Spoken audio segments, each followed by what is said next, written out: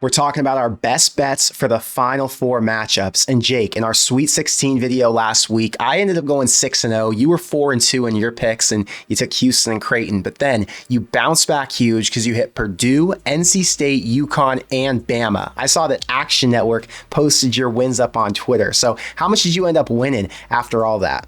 Yeah, Elite Eight, one of my best rounds of gambling ever, 4-0 against the spread. And as you said, Action Network retweeted my Zach Edey and Dalton Connect 35-35 parlay. An incredible gambling weekend for me. If it wasn't for Kyle Filipowski getting fouled out, I would have hit another massive parlay too, but it was still a five-figure week for me. It's funny, the night before we had talked about how you lost on some UFC bets, and then you obviously lost the Duke game. You were frustrated because you were down quite a bit, and then you hit that giant parlay with the over 35 for both those guys. I was shocked by it. And then right when I saw it on Twitter, I was like, oh man, Jake must be pretty pumped up right now. But now that we're into the Final Four, we've got games with huge spreads. And now that we've seen these teams play over these last few weeks, I think they've each played 4 games. Do you think it's easier now to make reads since we've seen the earlier matchups, or is it getting harder since the competition's getting so tough? I honestly think it's a little bit harder because, as you said, NC State has looked awesome so far this tournament. 4-0 after a 5-0 ACC tournament, and they're getting 9.5 points. I mean, these spreads are very tricky because the sports books have had so much data and so much information that they're able to be completely locked in. I think that these spreads are going to be actually pretty difficult to pick. We're going to start with NC State and Purdue since I've got that one up on the screen, and that spread's at 9.5. And I think NC State's being disrespected more than ever now since they've already upset Texas Tech, Marquette, and Duke, and they were pretty significant dogs in all those games. Do you think 9.5's a fair line, or how do we end up with a spread this big even though they've proven they can beat the legit teams? I think it's because Purdue has just been so dominant themselves. I mean, they got Zach Edey about to be the back-to-back National Player of the Year. He's 7'4", and there's just pretty much nobody in the country except for maybe like Donovan Clingan, maybe Ryan Kalkbrenner, who could even attempt to match up to him size-wise. And as a result, teams have to incessantly foul him to stop him.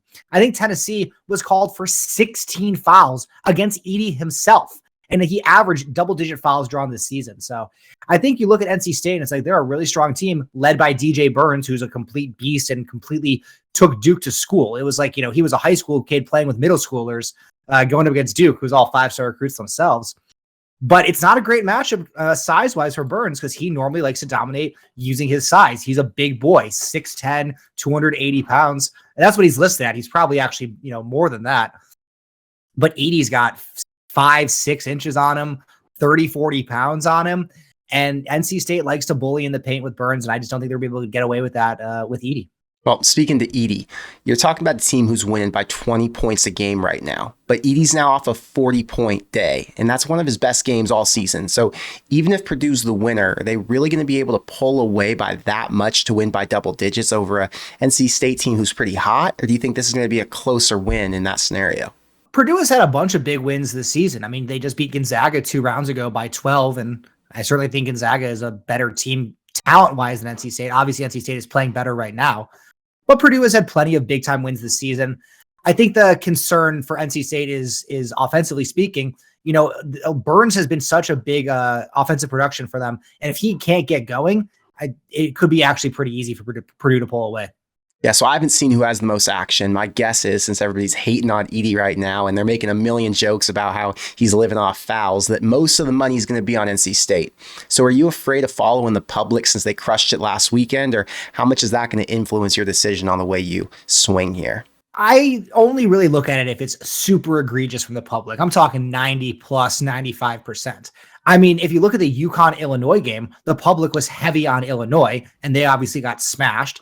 And then yesterday, they were heavy on Purdue, and they won big. So I'm not going to look too much at where the public is headed on this one. I also expect NC State to probably have a significant percentage of the handle. So you think it's more key to have good center play or be a good three-point shooting team in this matchup? Unfortunately for NC State, Purdue is the advantage in both. I mean, it's tough not to call Zach Edey the best center in all of college basketball right now. DJ Burns could very easily be number 2, but Zach Edey definitely clears him. And Purdue on the outside is the number 1 3-point shooting team by percentage this season.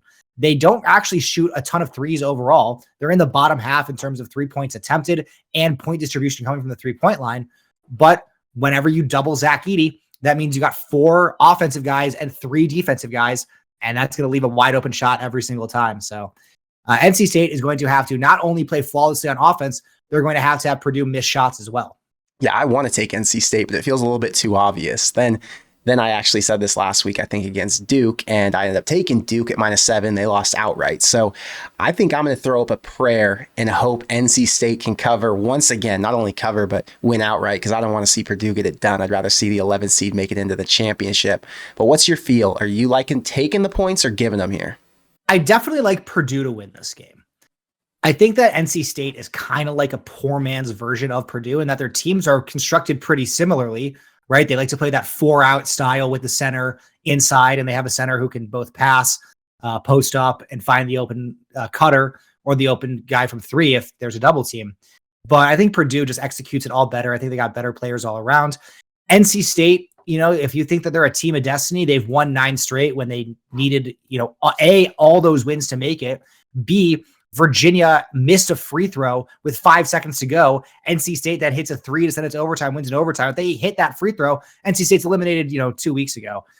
So I think NC State kind of playing with house money, and that's probably why they've made it this far, because they feel like they have nothing to lose.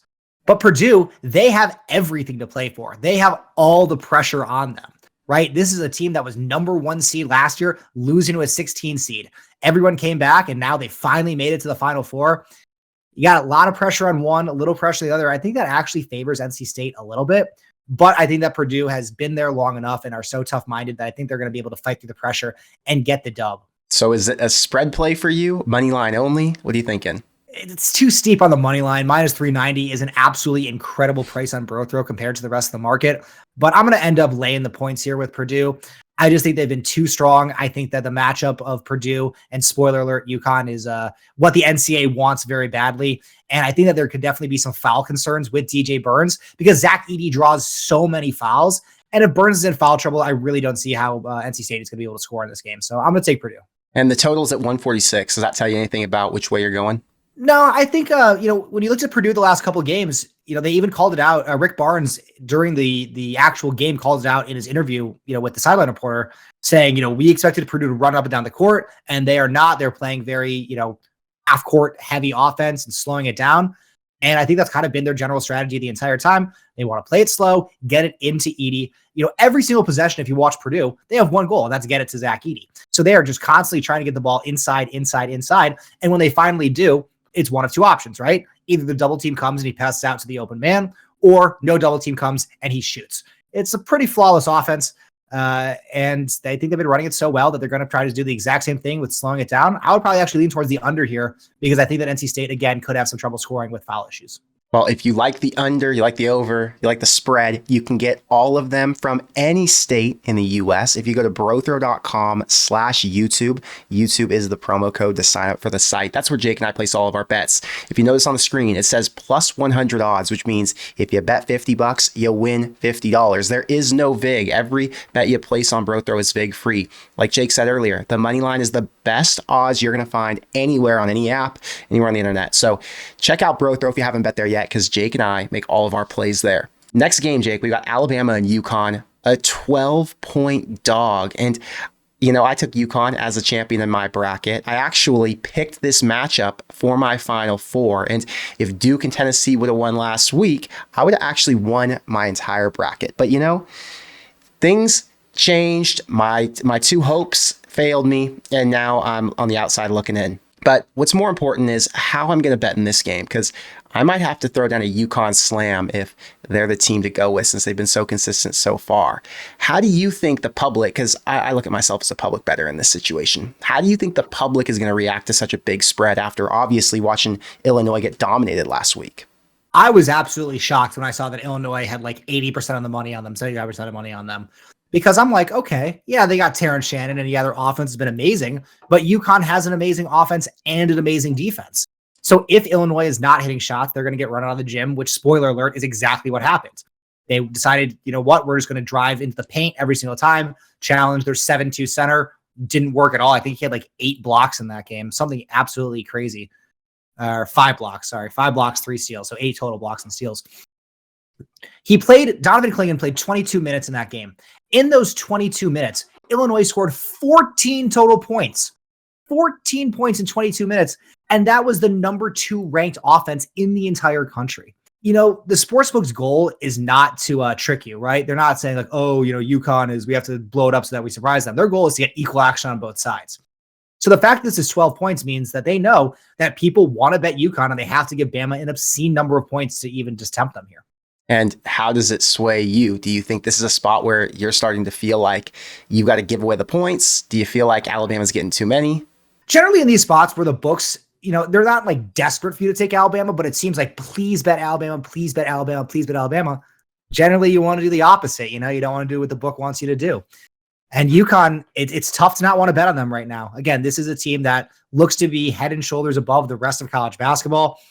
They were, it's funny, going into March Madness, I've been tracking their KenPom rankings all season. They were number 3 and number 12 in offense and defense, respectively, heading into March Madness. They are now ranked number 1 in offense and number 4 on defense. So they have dramatically improved their ranking in this short period of time. They are playing their best basketball this season right now. It's not even a debate. So Alabama's got one of the fastest teams in the country, and I think they're a top 5 offense. Do you think UConn's D can hold them, or is this going to turn into a shootout since Bama's proven that they can hit their threes? Yeah, Bama, number 3 offense, and they play at the number 3 fastest overall rate in the country. As you said, they just fire threes. That's their strategy. Nate Oates is a great coach, in my opinion, and he's one of the more modern-minded, strategical thinkers in this country. He wants there to be threes and layups, and that's about it. I think, though, that's, saying that they're going to be able to keep up with UConn, though, is a tough task. I mean, UConn, again, just played Illinois, whose offense was completely in sync. They had scored, 80-plus points in 4 out of the last 5 games. The only one they didn't was against Iowa State, where they still scored 72 points against the number 2 defense in the country.